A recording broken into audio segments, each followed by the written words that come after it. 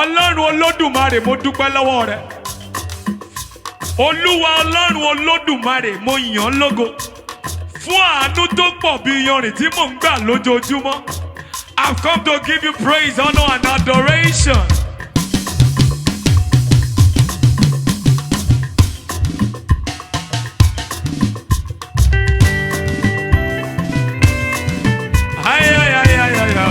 Fún àánú tó pọ̀ bí iyanrìn tí mò ń gbà lójoojúmọ́.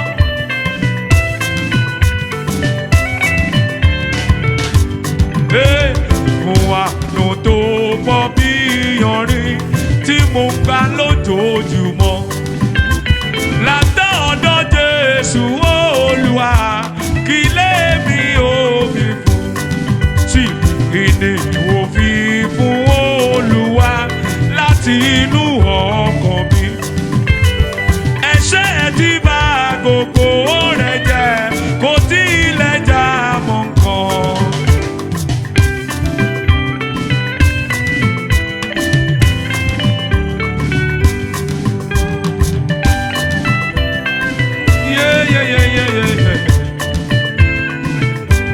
Listen, èyí lòun tèmi ò ṣe fóun tó ṣe fún mi.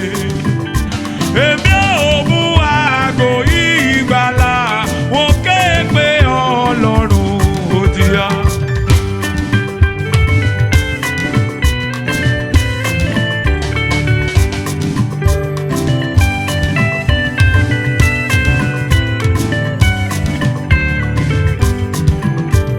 Èyí lọ́pẹ́ tí mo lè dá, èmi ò sì àrè.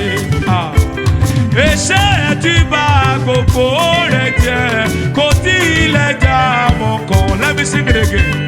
Èyí lọ́pẹ́ tí mo lè dá, èmi ò sì àrè. Èmi ò máa sọ̀rọ̀ ẹ̀bùn rẹ̀, wọ́n sì máa béèrè sí i.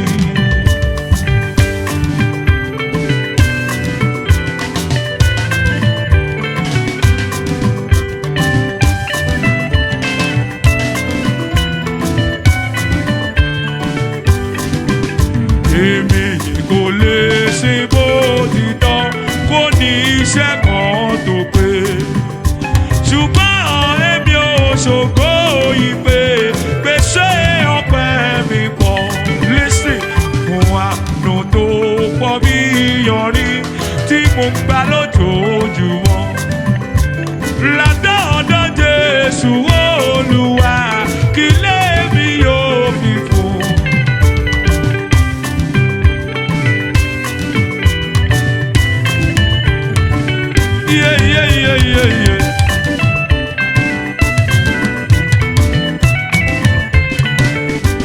Hey.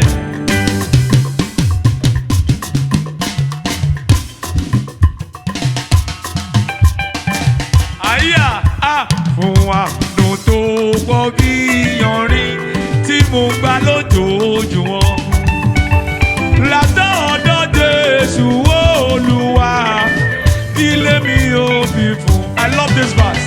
Èyí lòun tèmi ò ṣe fóun tó ṣe fún mi. Èmi ò mú aago ìgbàlà, wọ́n ké pe Ọlọ́run. Thank you, Jesus, for your mercy and for your grace. Glory to you, Lord.